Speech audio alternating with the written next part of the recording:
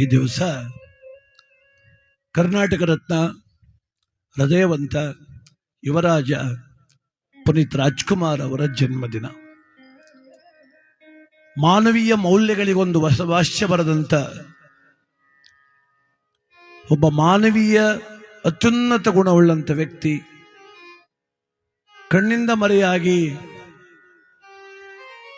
4 ವರ್ಷಗಳೇ ಆಗ್ತಾ ಇದ್ರು ಕೂಡ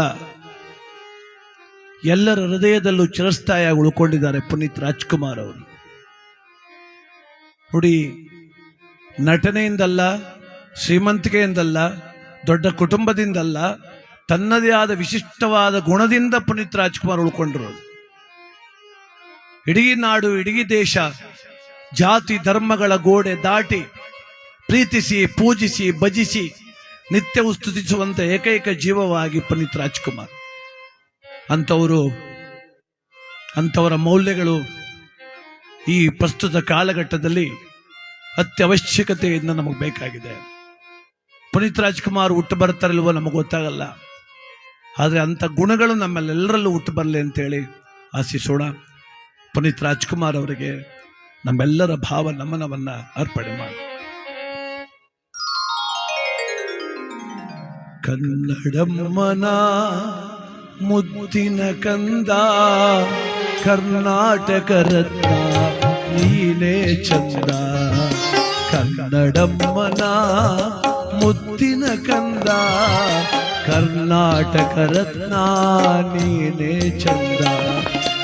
ಅಪ್ಪು ನಿಮಗೆ ಶುಭಾಶಯ, ಜನ್ಮದಿನದ ಶುಭಾಶಯ. ಪುನೀತಣ್ಣ ನಿಮಗೆ ಶುಭಾಶಯ. ಕನ್ನಡಮ್ಮನ ಮುತ್ತಿನ ಕಂದ, ಕರ್ನಾಟಕ ರತ್ನ ನೀವೇ ಚಂದ.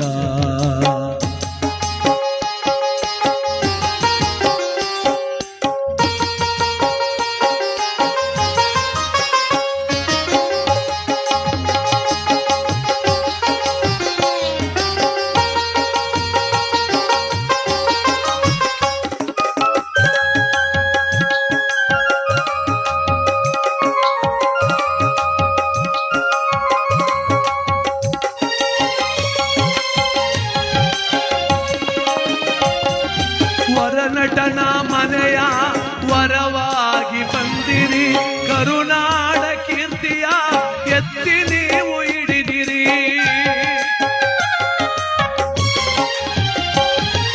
ವರನಟರ ಮನೆಯ ವರವಾಗಿ ಬಂದಿರಿ, ಕರುನಾಡ ಕೀರ್ತಿಯ ಎತ್ತಿ ನೀವು ಹಿಡಿದಿರಿ.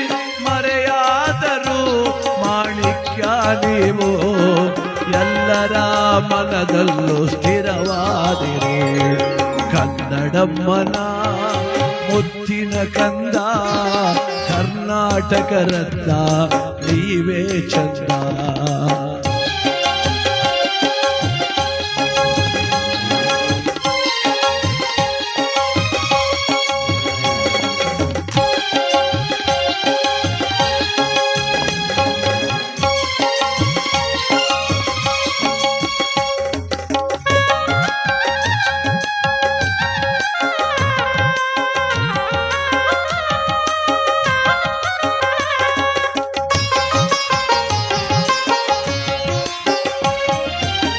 ಮನೆಯಲ್ಲಿ ಹುಟ್ಟಿದ ದೊಡ್ಡ ಗುಣ ನಿಮ್ಮದು, ಅಂತಃಕರಣ ಉಳ್ಳ ಮಾನವೀಯತೆ ಚಂದವದು.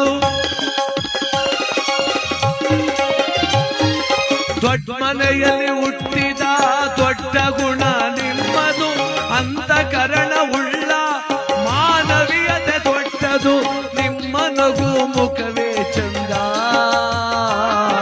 ಕರುನಾಡಿಗೆ ನೀವೇ ಅಂದ. ಕನ್ನಡಮ್ಮನ ಮುತ್ತಿನ ಕಂದ, ಕರ್ನಾಟಕ ರತ್ನ ನೀವೇ ಚಂದ. ಶುಭಾಶಯ ಶುಭಾಶಯ, ಅಪ್ಪು ನಿಮಗೆ ಜನ್ಮದಿನದ ಶುಭಾಶಯ. ಶುಭಾಶಯ ಶುಭಾಶಯ, ಪುನೀತಣ್ಣ ನಿಮಗೆ ಶುಭಾಶಯ. ಇರುವ 6 ಮಕ್ಕಳಲ್ಲಿ 5 ಮಕ್ಕಳನ್ನು ಕಳ್ಕೊಂಡ ತಿರುಕಲಿವಿನಾಚಿ 6 ಕಂದವನ್ನು ನೋಡ್ತಾ ಇದ್ರೆ ಅಂಗಳದಲ್ಲಿ ಆ ಕಂದ ನಗನಗತ ಆನಂದವಾಗಿ ಆ ಅಂಗಳದಲ್ಲಿ ಆಡ್ತಾ ಇದೆಯಂತೆ. ಯಾವ ರೀತಿಯ ನೋವು ಕಷ್ಟ ಅನ್ನೋದೇ ಆ ಮಗುವಲ್ಲಿ ಕಾಣ್ತಾ ಇಲ್ಲ. ವಿಚಿತ್ರ ಏನಾಯ್ತು, ಸಮಯಕ್ಕೆ ಸರಿಯಾಗಿ ಒಂದೊಂದು ಮಗು ಒಂದೊಂದು ದಿನಕ್ಕೆ ಪ್ರಾಣ ಬಿಡುತ್ತಿದ್ದು 6 ದಿವಸವಾಗಿರುವಂತಹ ದಿನದಲ್ಲಿ 6ನೇ ಮಗು ಆ ಸಮಯ ಕಳೆದ್ರು ಕೂಡ ಸಾಯಿದೆ, ಹಾಗೆ ಬದುಕಿದೆ ಅಂತ ನೋಡಿ, ಆಡ್ತಾ ಮಲಗಿದೆಯಂತೆ. ಇವಳು ಮನಸ್ಸಿಗೆ ಅನಿಸ್ತು, ಇದೇನಪ್ಪ ಇದು, ಮಗು ಸಾಯಿದೆ ಹಾಗೆ ಆಟ ಆಡ್ತಾ ಇದೆ ಅಂದ್ರೆ ಈ ಮಗು ಪ್ರಾಣ ಹೋಗಲ್ವ ಈಗ, ನಾನು ಸತ್ತು ಹೋಗುತ್ತೆ ಅನ್ಕೊಂಡಲ್ಲಪ್ಪ, ಇದೇನಿದು. ನಿಜ ನಿಜ, ಭಗವಂತ ಎಲ್ಲವನ್ನು ಕಿತ್ಕೊಂಡ್ಬಿಡ್ತಾನ. ಆರತಿಗೆ ಕೀರ್ತಿಗೆ ಅಂತ ಇದೊಂದು ಮಗು ಉಳಿಸೋನೆ ಅಂತ ಕಾಣುತ್ತೆ. ಈ ಮಗುನಾರ ನಾನು ಜೋಪಾನ ಕಾಪಾಡ್ಕೋಬೇಕು. ಪಾಪ 6 ದಿವಸದಿಂದ ನಾನು ಸರಿಯಾಗಿ ಒಂದು ಗುಡ್ಡುಗೂ ಹಾಲನ್ನು ಕೊಟ್ಟಿಲ್ಲ, ತಾಯಿ ಇದೆ ಹಾಲು ಅಂತ. ಹಸುವಿನಿಂದ ಬೆಂದೋಗಿದೆ ದೇಹ. ಇದಕ್ಕೆ ಇವತ್ತು ಹಾಲು ಉಣಿಸಿ ಊಟ ಮಾಡಿಸಿ ನೆಮ್ಮದಿಯಾಗಿ ಮಗುನಾರ ಸಾಕೋಬೇಕು, ಕಾಪಾಡ್ಕೋಬೇಕು, ನನ್ನ ಗಂಡನಿಗೆ ಇದನ್ನಾರು ತೋರಿಸ್ಬೇಕು ಅಂತ ಹಾಡ್ತಿದ್ದ ಮಗುವನಿಗೆ ಎತ್ಕೋತಾಳೆ, ತನ್ನ ತೊಡೆ ಮೇಲೆ ಮಲಗಿಸ್ಕೊತಾಳೆ. ಅಯ್ಯೋ ಪಾಪ, ಎಷ್ಟು ದಿವಸದಿಂದ ಹಾಲೇ ಸರಿಯಾಗಿ ಕೊಡ್ತಿಲ್ಲ, ಇದಕ್ಕೆ ಹಾಲು ಕೊಡಬೇಕು ಅಂತ ತಾಯಿ ಆದವಳು ತನ್ನ ಪವಿತ್ರವಾದ ಎದೆ ಹಾಲನ್ನ ಉಣಿಸ್ತಾ ಇದ್ರೆ ಆ ಕಂದನಿಗೆ. ನೋಡಿ, ಇಡೀ ಜಗತ್ನಲ್ಲಿ ಯಾವ ರೀತಿಯ ಕೆಮಿಕಲ್ ಅನ್ನ ಬಳಸದೆ ಶುದ್ಧವಾಗಿ ಸಿಗುವುದು ಒಂದೇ ಅಂದ್ರೆ ಅದು ತಾಯಿ ಎದೆ ಹಾಲು ಮಾತ್ರ. ಪವಿತ್ರವಾದ ತಾಯಿ ಎದೆ ಹಾಲು, ಅದಕ್ಕಿಂತ ಮಿಗಿಲಾದದ್ದು ಇನ್ಯಾವುದು ಜಗತ್ನಲ್ಲಿಲ್ಲ. ಆ ತಾಯಿ ಹಾಲನ್ನು ಉಣ್ಣುವಂತ ಕಂದ ಬೆಳೆದು ದೊಡ್ಡವನಾಗುವಂತಹದ್ದು ಯಶೋವಂತನಾಗುತ್ತೆ, ಬಹಳ ಚೇತನಗೊಳ್ಳುತ್ತೆ ದೇಹಕ್ಕೆ. ಅಂದ್ರೆ ಆ ತಾಯಿ ಹಾಲಿಗಿರುವ ಶಕ್ತಿ ಅಂತ ಅದು ನೋಡಿ. ಆ ತಾಯಿ ಹಾಲನ್ನು ಕುಡಿತಾ ಮಗು ಆನಂದವಾಗಿ ನಗುತ್ತಾ ಇದ್ರೆ ವಿಚಿತ್ರ ಏನಾಯ್ತು, ಈ ಭಗವಂತನಾದಂತ ಪರಮಾತ್ಮ ತಾಯಿ ಎದೆ ಹಾಲನ್ನೇ ವಿಷ ಮಾಡಿಬಿಟ್ನಂತೆ ನೋಡಿ. ಅಂದ್ರೆ ತಾಯಿನೇ ವಿಷ ಕೊಟ್ಟಂಗ ಆಗೋಯ್ತು ಈಗ ಅಲ್ಲಿಗೆ. ಚೆನ್ನಾಗಿರೋ ಮಗುಗೆ ಇವಳೇ ವಿಷ ಕೊಟ್ಟಂಗ ಆಗೋಯ್ತು. ಹೆಂಗಿಟ್ಟ ಪರಮಾತ್ಮ ನಾಟಕ. ಚೆನ್ನಾಗಿ ಆಡ್ತಿದ್ದ ಮಗು ತಾಯಿ ಎದೆ ಹಾಲನ್ನ ಕುಡಿತಾ ಮಾತು ಬರದ ಮಗು ಆ ತಾಯಿಯ ಮಡಿಲಲ್ಲಿ ಪಟ್ಟನೆ ಪ್ರಾಣ ಬಿಟ್ಟು ಬಿಡ್ತು. ಶಿವ ಶಿವ, ಭಗವಂತ, ಜಗತ್ತಲ್ಲಿ ಪವಿತ್ರವಾದದ್ದು ಅಮೃತವಾದದ್ದು ಅಂತ ಹೇಳುದು ತಾಯಿ ಎದೆ ಹಾಲನ್ನ. ಆ ತಾಯಿ ಎದೆ ಹಾಲನ್ನೇ ವಿಷ ಮಾಡಿಬಿಟ್ಟೇನಪ್ಪ. ಎಂತ ಗ್ರಹಚಾರ ನನ್ನ ಜೀವನದಲ್ಲಿ, ಎಂತ ಗ್ರಹಚಾರ ಕೊಟ್ಟೆಯಪ್ಪ. ಇದ್ದ ಒಂದು ಮಗುವನ್ನು ಕಿತ್ಕೊಬಿಟ್ಟೆಲ್ಲಪ್ಪ. ಸಂತೋಷ ತಾನೆ, ನಿನಗೆ ಆನಂದ ತಾನೆ, ತೃಪ್ತಿ ತಾನೆ. ಸಾಕು, ನನಗೆ ಈ ಜೀವನ ಸಾಕು. ಇನ್ನು ನಾನು ಯಾತಕ್ಕೋಸ್ಕರವಾಗಿ ಬದುಕಿರಬೇಕು? ನನ್ನವರು ತನುವನ್ನು ನನಗೆ ಯಾರಿದ್ದಾರೆ? ನಾನೊಬ್ಬ ಹೇಗಾಗಿ ಪರದೇಸಿ, ದುರ್ದಕ್ಕಳು, ನನ್ನಂತ ಬಳಿ ಜಗತ್ತಲ್ಲಿ ಯಾರು ಇಲ್ಲ ಅಂತ ಈ 6ನೇ ಮಗುವನ್ನು ಎತ್ತುಕೊಂಡು ಊರಾಚೆ ಮಣ್ಣು ಮಾಡಕ್ ಹೋಗ್ತಾ ಇದ್ದಾಳೆ. ನನಗೆ ಯಾರು ಇಲ್ಲ ಅಂತ ದುಃಖ ಪಡ್ತಾಳೆ.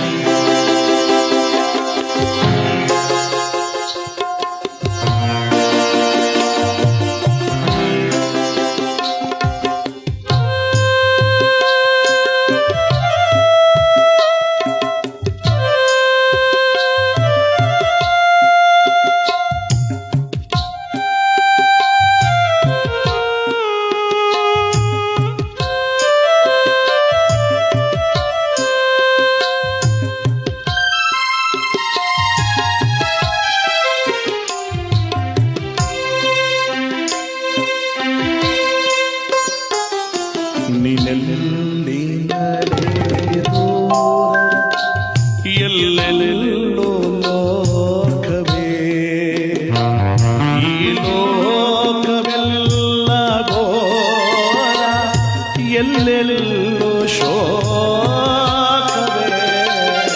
ನೀನೆಲ್ಲಿ ನಡೆವೆ ದೂರ ದೂರ,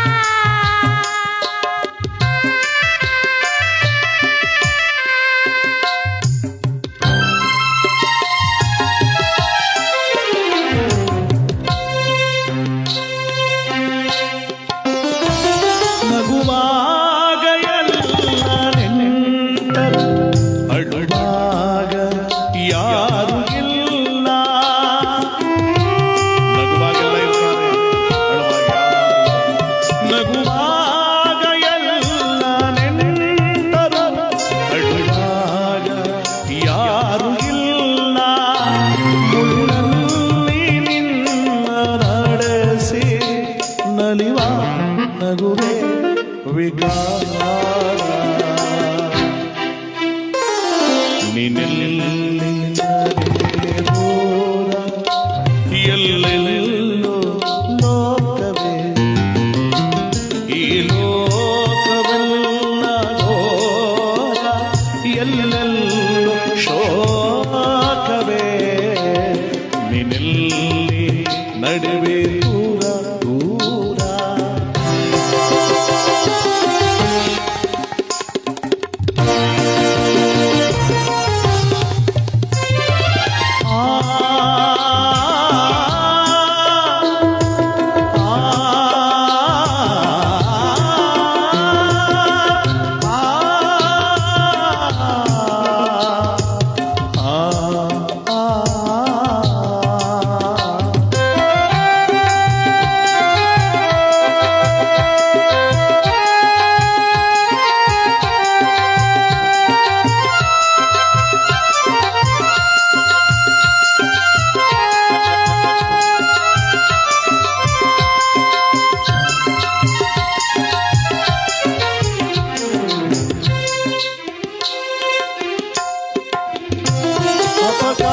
ಉಪಕಾರವನ್ನೇ ಕಾಣುವೆ ಉಪಕಾರವನ್ನೇ ಕಾಣೆನ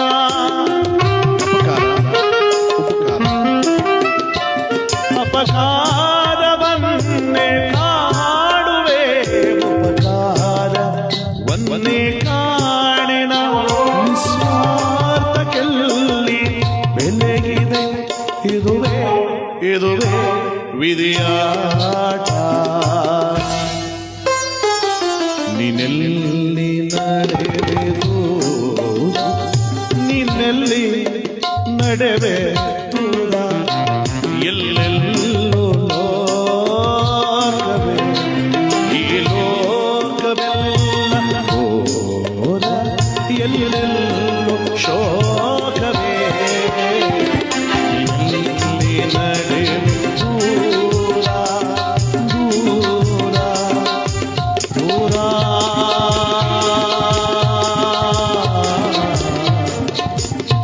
ದೂರ ದೂರ ದೂರ ದೂರ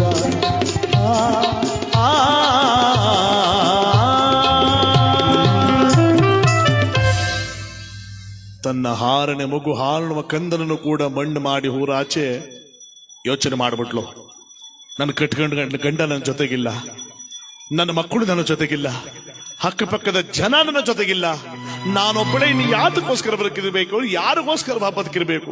ಇಲ್ಲ, ಎತ್ತರವಾದ ಪರ್ವತದ ಮೇಲಿಂದ ಬಿದ್ದು ಸಾಯಿನ, ದಗದಗನೆ ಬೇಯುವಂತ ಬೆಂಕಿ ಒಳಗೆ ಬಿದ್ದು ಸುಟ್ಟು ಭಸ್ಮವಾದ, ತುಂಬು ಹರಿಯುವಂತ ನದಿ ಒಳಗಡೆ ಬಿದ್ದು ಮುಳುಗಿ ಸಾಯಿಲ್ಲ. ಏನ್ ಮಾಡ್ಲಿ, ಯಾವ ರೀತಿ ನಾನು ಸಾಯಿಲೆ ಅಂತ ಆ ಕಡೆ ಈ ಕಡೆ ನೋಡಿದವಳು ಇಲ್ಲ.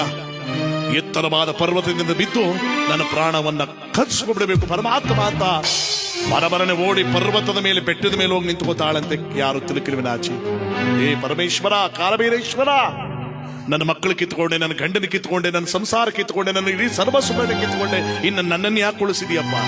ನನ್ನನ್ನು ಕೂಡ ಕರ್ಕು, ನಾನು ಬರ್ತಾ ಇದ್ದೀನಿ ಅಂತ ಇನ್ನೇನು ಅವಳ ಪ್ರಪಾತಕ್ಕೆ ಬೀಳಬೇಕು. ಹಿಂದಗಡೆಯಿಂದ ಇವಳ ಸೀರನೆ ಯಾರು ಹಿಡ್ಕೊಂಡು ಹೇಳದಂಗ ಆಗೋಯ್ತಂದ್ರು. ಅಂದ್ರೆ ಪ್ರಾಣ ಬಿಡಕ್ ಬಿಡ್ತಾ ಇಲ್ಲ ಅಂತ ಅರ್ಥ. ಯಾರು ಹೇಳಿದ್ರಲ್ಲ ನನ್ನನ್ನ, ಯಾರು ಅಂತ ಹಿಂತಿರುಗಿ ನೋಡಿದಲ್ಲ, ಇವಳ ಸೀರೆ ಒಂದು ಮುಳ್ಳಿನ ಗಿಡಕ್ಕೆ ಸಿಕ್ಕಾಕೊಂಡು ಎಳೆದು ಬಿಡ್ತು. ಇದರ ಅರ್ಥ ಏನು ನಾವು ತಿಳ್ಕೋಬೇಕಾದದ್ದು ಅಂದ್ರೆ, ಮನುಷ್ಯನಲ್ಲಿ ಆಯಸ್ಸು ಅನ್ನೋದು ಗಟ್ಟುಮುಟ್ಟಾಗಿದ್ರೆ ಕಲ್ಲು ಬಂಡೆಗೆ ತಲೆ ಚಚ್ಕೊಂಡ್ರು ಪ್ರಾಣ ಹೋಗಲ್ಲ. ಆಯಸ್ಸು ಅನ್ನೋದು ಇಲ್ಲ ಅಂದ್ರೆ ಸುಮ್ಮನೆ ಎಡಿಗೆ ಬಿದ್ರು ಪ್ರಾಣ ಒಟ್ಟಾಗಿರುತ್ತೆ ಒಂದು ಜೀವನದಲ್ಲಿ. ಜೀವನ ಅವಳಿಗೆ ಇನ್ನೂ ಜೀವ ಇರಬೇಕಾದ ಪರಿಸ್ಥಿತಿ ಇತ್ತೇನೋ, ಅದಕ್ಕೆ ಅಲ್ಲಿ ತಡೀತು ನೋಡಿ ಅವಳನ್ನ. ಇನ್ನು ನಿನ್ನ ಆಯಸ್ಸು ಮುಗಿದಿಲ್ಲ, ನೀನಿನ್ನು ಬದುಕಿರ್ಬೇಕು ಅಂತ ಭಗವಂತ ಯಾವ್ದೋ ರೂಪದಲ್ಲಿ ಬಂದು ತಡೆದ ಅವಳನ್ನ. ಯಾಕೆ ಹೀಗಾಯ್ತು, ನನ್ನ ಯಾರು ಹಿಂಗ್ ತಡೀತವ್ರೆ, ಏನಾಯ್ತು ಅಂತ ಯೋಚನೆ ಮಾಡ್ತಿದ್ದಲ್ಲ, ಮೇಲ್ಗಡೆ ಒಂದು ಅಶರೀರವಾಣಿ ಆಯ್ತು. ಏನಂತ? ತಿರುಕಿಲಿನಾಚಿ, ನೀನಿವತ್ತು ಸಾಯಬಾರದು. ಯಾಕೆ ಅಂದ್ರೆ ಎಷ್ಟೋ ದಿನಗಳಿಂದ ನಿನ್ನ ಗಂಡ ಬಂದಿದ್ದವನು ಇವತ್ತು ನಿನ್ನ ಊರಿಗೆ, ನಿನ್ನ ಮನೆಗೆ ಬರ್ತಾ ಇದ್ದಾನೆ ನನ್ನ ಗಂಡ. ನಿನ್ನ ಮಕ್ಕಳು ಸತ್ತಿರ ವಿಚಾರನ ಅವನಿಗೆ ಯಾರು ತಿಳಿಸ್ತಾರೆ? ನೀನೇ ಇದ್ದು ಅವನಿಗೆ ತಿಳಿಸಬೇಕು. ನೀನು ಸಾಯಬಾರದು, ಸಾಯಬಾರದು. ಇದನ್ನು ಕೇಳಿಸ್ಕೊಂಡಲ್ಲ, ಅಯ್ಯೋ ನನ್ನ ಗಂಡ ಇವತ್ತು ಬರ್ತಾವನ, ಸ್ವಲ್ಪ ಹೊತ್ತು ಮುಂಚೆ ಬಂದಿದ್ರೆ 6ನೇ ಮಗು ಮುಖನಾದ್ರೂ ನೋಡ್ಕೋಬಹುದಾಯ್ತಲ್ಲ. ಇರ್ಲಿ, ಬಂದ ಹಾಗೆ ಎಲ್ಲವನ್ನ ವಿವರವಾಗಿ ಹೇಳಿ ಆಮೇಲೆ ನಾನು ಪ್ರಾಣ ಬಿಡೋ ಸರಿ ಅಂತ ಮನೆ ಕಡೆ ಬಂದ್ಬಿಟ್ಟು ಒಳಗಡೆ ಕತ್ತಲೆ ಕೊಂಡೆ ಒಳಗಡೆ ತಲೆ ತಗ್ಗಿಸ್ಕೊಂಡು ಬಿಕ್ಕಿ ಬಿಕ್ಕಿ ಬಿಕ್ಕಿ ಹೇಳ್ತಾವಳು. 6 ದಿವಸದಿಂದ ಬರದ ಕಂಡ 6 ದಿವಸವಾದ್ಮೇಲೆ ಬರ್ತಾವನು ನೋಡಿ ಮನೆ ಕಡೆಗೆ. ತಿಂಡಿ ತಿನಿಸು ಬಟ್ಟೆ ಒಡವೆ ಎಲ್ಲನೂ ತಗೊಂಡು ಮಕ್ಕಳಿಗೆ ಹೆಂಡತಿಗೆ ಅಂತ ಸಂತೋಷವಾಗಿ. ಪಾಪ ಅವನಿಗೇನು ಗೊತ್ತಿರಲಿಲ್ಲ ನಡೆದಿರೋದು. ಮನೆ ಕಡೆ ಬಂದ ಕೂಡಲೇ ಮಕ್ಕಳು ಹಾಗೆ ಹೀಗೆ ಅಂತ ಬಂದು ನನ್ನನ್ನು ನೋಡ್ತಿದ್ದವರು ಇವತ್ತು ಯಾರು ಬರ್ತಾ ಇಲ್ಲ. ಮಕ್ಕಳೇ ತಿರುಗಿ ಮಕ್ಕಳೇ ಎಲ್ಲಿ ಹೊಟ್ಟೋದ್ರಪ್ಪ? ಬಂದ್ರಪ್ಪ, ನಿಮ್ಮ ತಂದೆ ಬಂದಿದ್ದೀನಿ, ಬನ್ನಿ, ನಿಮಗೆ ತಿಂಡಿ ತಿನಿಸು ಎಲ್ಲ ತಂದಿದ್ದೀನಿ, ಬರ್ರಪ್ಪ. ಯಾರು ಇಲ್ಲ. ಇದೇನಿದು? ಮಕ್ಕಳು ನಾನು ಮನೆ ಬರೋದೇ ತಡ ಬರಬರನೆ ಬಂದು ನನ್ನನ್ನು ಕೇಳ್ತಿದ್ದು, ಅದೇನ್ ತಂದೆ ಇದೇನ್ ತಂದೆ ಅಂತ. ಯಾರು ಒಬ್ರು ಬರ್ತಾ ಇಲ್ಲ. ಬಾಗ್ಲು ಬೇರೆ ತೆಗೆದಿದೆಯಲ್ಲ, ಕತ್ಲೆ ಆಗಿದೆ. ತಿರುಗಿ ಎಲ್ಲಿದೆಯೇ? ಒಳಗಡೆ ಬಂದು ನೋಡಿದ್ರೆ ಕತ್ತಲೆ ಕೋಣೆಲೆ ಬಿಕ್ಕಿ ಬಿಕ್ಕಿ ಹೇಳ್ತಾ ಇದ್ದಲ್ಲ ನೋಡಿ ಆಶ್ಚರ್ಯಪಟ್ಟೆ. ತಿರುಗಿ ಯಾಕೆ ಹೇಳ್ತಾ ಇದ್ಯಾ? ಯಾಕೆ ಕತ್ಲೆ ಕೋಣೆಲಿ ಕೂತಿದ್ಯಾ? ಮಕ್ಕಳು ಒಬ್ರು ಕಾಣ್ತಾ ಇಲ್ಲ. ಮಾತಾಡಿದ್ದೀನಿ ಕೇಳ್ತಾ ಇರೋದು. ಮಕ್ಕಳಲ್ಲಿ ಹೇಳ, ಮಕ್ಕಳಲ್ಲಿ ಮಕ್ಕಳೆಲ್ಲ ಪಕ್ಕದ ಮನೆಯ ಸ್ನೇಹಿತರ ಮನೆಗೆ ಹೊರಟಿರುವರು ಎನ್ನಲೇ. ಮಕ್ಕಳೆಲ್ಲ ನೆಂಟರ ಮನೆಗೆ ಹೋಗಿರುವರು ಎನ್ನಲೇ. ಮಕ್ಕಳೆಲ್ಲ ದಿನಕ್ಕೊಂದು ಮಗುವಂತೆ ಪ್ರಾಣ ಬಿಟ್ಟರು ಎನ್ನಲೇ. ಏನ್ ಹೇಳ್ತಾ ಇದೆಯಾ? ಏನ್ ಮಾತಾಡ್ತಿದ್ದೆ? ಪರಿಜ್ಞಾನ ಇದೆ ನಿಮಗೆ? ಏನ್ ಹೇಳ್ತಾ ಇದ್ದೆ ಸರಿ ಹೇಳು. ಸ್ವಾಮಿ, ನೀವು ಆ ಕಡೆ ವ್ಯಾಪಾರಕ್ಕೆ ಅಂತ ಹೋದಾಗ ದಿನಕ್ಕೊಂದು ಮಗು ಹಾಗೆ 6 ದಿವಸಕ್ಕೆ 6 ಮಕ್ಕಳು ಪ್ರಾಣ ಬಿಟ್ಬಿಟ್ಟು ಇದೇ ನನ್ನ ಕೈಯಾರ ಮಕ್ಕಳು ಮಂಡು ಮಾಡಿದೆ ಸ್ವಾಮಿ, ಮಂಡು ಮಾಡಿದೆ. ಏನ್ ತಲೆ ಕೆಟ್ಟಿದ್ಯಾನ? ಏನ್ ಕತೆ ಹೇಳ್ತಾ ಇದೆಯಾ? ದಿನಕ್ಕೊಂದು ಮಗು ಸಾಯ್ತಂತೆ, 6 ಮಕ್ಕಳು 6 ದಿನಕ್ಕೆ ಸತ್ತೋದ್ರಂತೆ. ಏನ್ ಕತೆ ಕೆಡ್ತಾ ಇದೆಯಾ? ಸುಳ್ಳು ಹೇಳ್ಬೇಡ, ನಿಜ ಹೇಳು. ಮಕ್ಕಳಲ್ಲಿ ಸ್ವಾಮಿ ನಿಜನ ಹೇಳ್ತಿರೋದು ಸ್ವಾಮಿ. ಮಕ್ಕಳು ಸತ್ತೋದ್ವ ಇಲ್ಲ ನೀನೇ ಸಾಯಿಸ್ಬಿಟ್ಟು? ಸ್ವಾಮಿ, ಊರಿನ ಜನ ಎಲ್ಲ ನಾನು ಕೊಲೆಗಾತಿ ಅಂತ ಹೇಳಿದಾಗ ನಾನು ನಂಬಲಿಲ್ಲ. ಕಟ್ಕೊಂಡು ಗಂಡ ನೀವೇ ನನ್ನನ್ನು ಕೊಲೆಗಾತಿ ಅಂತ ಹೇಳ್ಬಿಟ್ರಲ್ಲ ಸ್ವಾಮಿ, ನೀವು ನನ್ನ ನಂಬಲಿಲ್ವಲ್ಲ. ಗ್ರಾಚಾರ ಕೆಟ್ಟಾಗಿ ಯಾರು ತಾನೇ ಸಹಾಯಕ್ಕೆ ಬರ್ತಾರೆ? ಸರಿಯಾಗಿ ಹೇಳಿದ್ಬಿಡಿ, ನಾನು ಕೊಲೆಗಾತಿನೇ. ನೋಡಿ, ಮಕ್ಕಳು ಸತ್ತಿದ ವಿಚಾರ ನಿಮಗೆ ತಿಳಿಸ್ಬೇಕಾಯ್ತು, ಅದಕ್ಕೋಸ್ಕರ ಎಷ್ಟೋ ತನಕ ಕಾದೆ. ನಾನು ತಿಳಿಸಾಯ್ತು. ನಾನು ಇನ್ನು ಬರ್ತೀನಿ ಸ್ವಾಮಿ, ನಾ ಬರ್ತೀನಿ. ಎಲ್ಲಿಗೆ ಹೋಗ್ತಾ ಇದೆಯೇ? ನನ್ನ ಮಕ್ಕಳಿರೋ ಸ್ಥಳಕ್ಕೆ ನಾನು ಹೋಗ್ತಾ ಇದ್ದೀನಿ. ನಾನು ಪ್ರಾಣ ಬಿಡ್ತಾ ಇದ್ದೀನಿ. ನಾನು ಹೊರಟೆ. ತಡಿ. ಏನೋ ಆತರದಲ್ಲಿ ಮಕ್ಕಳಿಲ್ಲ ಅನ್ನೋ ಕೋಪದಲ್ಲಿ ಮಾತಾಡಿದ ಅಷ್ಟಕ್ಕೆ ಕೋಪಿಸ್ಕೊಳ್ಳದೇನೆ ಸಾವಧಾನ ಕಡೆ ಸಮಾಧಾನ ಮಾಡಬೇಕಿಲ್ಲ. ನೀವು ಅಂದ್ರಿ ಅಂತಲ್ಲ ನಾನು ಮಕ್ಕಳು ಪ್ರಾಣ ಬಿಡಬೇಕು ಅಂತ ತೀರ್ಮಾನ ಮಾಡಿದ್ದೆ. ನಿಮ್ಮ ವಿಚಾರ ತಿಳಿಸಿ ಹೋಗೋಣ ಅಂತ ಕಾದೆ. ನೀವು ಬಂದ್ರಿ, ತಿಳಿಸಾಯ್ತು, ನಾನು ಹೊರಡ್ತೇನೆ ಸ್ವಾಮಿ. ಬಿಟ್ಬಿಡಿ ನನ್ನನ್ನ. ಸ್ವಲ್ಪ ತಾಳು. ನಾನು ಇನ್ನೊಂದು ಪ್ರಶ್ನೆ ಕೇಳ್ತೀನಿ, ಅದಕ್ಕೆ ಉತ್ತರ ಕೊಟ್ಟು ಆಮೇಲೆ ನೀನು ಎಲ್ಲಾರು ಹೋಗುವಂತ ಗಂಡ. ಅದೇನು ಹೇಳಿ ಸ್ವಾಮಿ? ನಿನ್ನ ಜೀವನದಲ್ಲಿ ನಿನ್ನ ಮಕ್ಕಳು ಮೊದಲು ಬಂದ್ರ, ಕಟ್ಕೊಂಡು ಗಂಡನಾದ ನಾನು ಮೊದಲು ಬಂದ? ಹೇಳು. ನೀವೇ ಮೊದಲು ಬಂದದ್ದು ಅಂದಮೇಲೆ ಮಕ್ಕಳು ಹೊರಟೋದು ಅಂತ ಕಟ್ಕೊಂಡು ಗಂಡನ ಬಿಟ್ಟು ಹೋಗ್ತೀಯಾ? ನಾನು ನಿಲ್ಲುವ ನಿನ್ನ ಜೊತೆಗೆ. ನೋಡು, ನೀನು ನಾನು ಅಂತ ಬದುಕೋಣ. ಆ ಮಕ್ಕಳನ್ನು ಕಳ್ಕೊಂಡ್ರೆ ದುಃಖವಾದ್ರೇನು, ನಿನ್ ಜೊತೆ ನಾನು ಇರ್ತೀನಿ. ಏನೇ ಬಂದ್ರು ಇಬ್ರು ಜೊತೆಯಾಗಿದ್ರಿಸೋಣ. ಒಂದ್ ಕೆಲಸ ಮಾಡೋಣ, ಮತ್ತೆ ಭಗವಂತನಾದ ಕಾಲಭೈರವೇಶ್ವರನ ಬೇಡೋಣ. ನಮಗೆ 6 ಮಕ್ಕಳು ಮತ್ತೆ ಬೇಡಪ್ಪ, 6 ಮಕ್ಕಳು ಗುಣ ಇರೋ 1 ಮಗು ಕೊಡು ಸಾಕು ಅಂತ ಕೇಳೋಣ. ಖಂಡಿತವಾಗ್ಲೂ ಕೊಡ್ತಾನೆ. ಏನಂತೀಯ ಸ್ವಾಮಿ? 6 ಮಕ್ಕಳನ್ನ ಕಿತ್ಕೊಂಡಿರೋ ಆ ಕಟ್ಟಿಗೆ ದೇವ್ರು ನಮಗೆ ಇನ್ನೊಂದು ಮಗು ಕೊಡ್ತಾನ? ನಿಮಗೆಲ್ಲೋ ತಲೆ ಕೆಟ್ಟಿದೆ ಅಂತ ಕಾಣುತ್ತೆ. ಇಲ್ಲ ಸ್ವಾಮಿ, ನಾನು ಹೇಳ್ತಾ ಇದ್ದೀನಿ ತಾನೆ, ನಿನ್ ಜೊತೆ ನಾನಿರ್ತೀನಿ, ಸುಮ್ಮನೆ ಇದ್ದು ಬಿಡು ಅಂತ ಗಂಡ ಧೈರ್ಯ ತುಂಬಿ ಹೋಗ್ತಿದ್ದವಳನ್ನ ತಡೆದು ಬಿಟ್ಟ ನೋಡಿ. ಅಂದ್ರೆ ಅವಳ ಆಯಸ್ಸು ಗಟ್ಟುಮುಟ್ಟಾಗಿತ್ತು, ಭಗವಂತ ಯಾವ್ದೋ ರೂಪದಲ್ಲಿ ಹಿಡ್ಕೊಂಡ್ಬಿಟ್ಟವಳನ್ನ. ಗಂಡ ಹೆಣ್ತಿರಿಬ್ರು ಕೂಡ ಮಕ್ಕಳನ್ನ ಕಳ್ಕೊಂಡ ದುಃಖದಲ್ಲಿ ಹೊಸ ಜೀವನ ಶುರು ಮಾಡ್ತಾ ಆ ಗಂಡನಿಗೆ ಹೆಂಡತಿ ಹೇಳ್ತಾಳೆ, ಸ್ವಾಮಿ ನೀವೊಂದು ಕೆಲಸ ಮಾಡ್ಬೇಕು, ನಾನು ಸಾಯ್ಬಾರದು ಅಂದ್ರೆ ನೀವು ನನಗೊಂದು ಮಾತು ಕೊಡ್ಬೇಕು. ಅದೇನು ಹೇಳೆ? ನೀವು ವ್ಯಾಪಾರಕ್ಕೆ ಹೋದ್ಮೇಲೆ ನನ್ನ 6 ಮಕ್ಕಳು ಕಳ್ಕೊಂಡಿದ್ದು, ನೀವು ವ್ಯಾಪಾರಕ್ಕೆ ಹೋಗದೆ ಹೋಗಿದ್ರೆ ಇವತ್ತು ನೀವು ಅವತ್ತಿದ್ದು ನನ್ನ ಮಕ್ಕಳು ಬದುಕಿಸ್ಕೊಡ್ಬೋದಾಯ್ತು. ಅದಕ್ಕೆ ನೀವು ಇನ್ಯಾವತ್ತು ವ್ಯಾಪಾರಕ್ಕೆ ಹೋಗ್ಬಾರ್ದು, ಆ ಅಡುಗೆ ವ್ಯಾಪಾರಕ್ಕೆ ಹೋಗ್ಬಾರ್ದು, ಮಾತು ಕೊಡಿ. ಸರಿ ಬಿಡಿ ಆಯ್ತು ಅಂತ ಮಾತು ಕೊಟ್ಟು ಅವನು ವ್ಯಾಪಾರ ಕೆಲಸನೇ ಬಿಟ್ಟುಬಿಟ್ಟ. ಅವನು ಇಬ್ಬರು ಹೊಸದಾಗಿ ಜೀವನವನ್ನು ಶುರು ಮಾಡ್ತಾ ಜೀವನದಲ್ಲಿ ಕಂಗೊಳಿಸ್ತಾ ಇದ್ದಾರಂತೆ, ಹೊಸ ಜೀವನವನ್ನು ಪ್ರಾರಂಭ ಮಾಡ್ತಾ ಇದ್ದಾರೆ. ಹೇಗೆ? ಪ್ರೀತಿ ಪ್ರೇಮಗಳೇ ಬದುಕಿಗೆ ಸಿರಿತನ, ಒಂದೇ ಬಾಳದ ಬದುಕೆ ಬಡತನ. ಪ್ರೀತಿ ಪ್ರೇಮಗಳೇ ಬದುಕಿಗೆ ಸಿರಿತನ, ಒಂದೇ ಬಾಳದ ಬದುಕೆ ಬಡತನ. ಪ್ರೀತಿ ಪ್ರೇಮಗಳೇ ಬದುಕಿಗೆ ಸಿರಿತನ.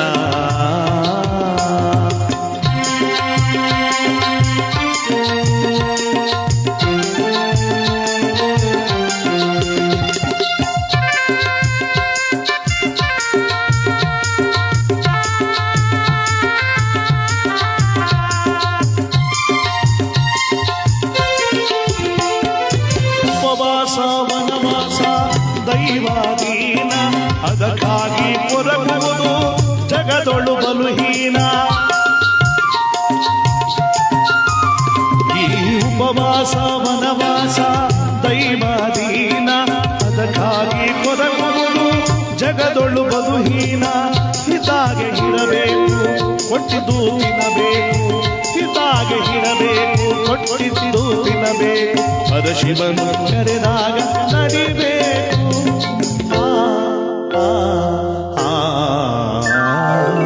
ಪ್ರೀತಿ ಪ್ರೇಮಗಳೇ ಬದುಕಿಗೆ ಸಿರಿತನ, ಒಂದೇ ಬಾಳದ ಬದುಕೆ ಬಡತನ. ಪ್ರೀತಿ ಪ್ರೇಮಗಳೇ ಬದುಕಿಗೆ ಸಿರಿತನ.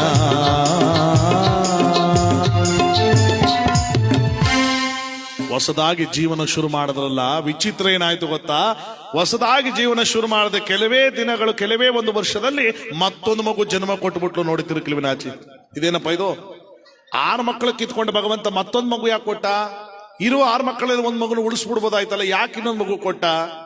ಅದು ಮುಂದೆ ಹೋಗ್ತಾ ನಮ್ಮ ಕಥೆಯಲ್ಲಿ ಅರ್ಥ ಆಗುತ್ತೆ ಯಾಕೆ ಅಂತ.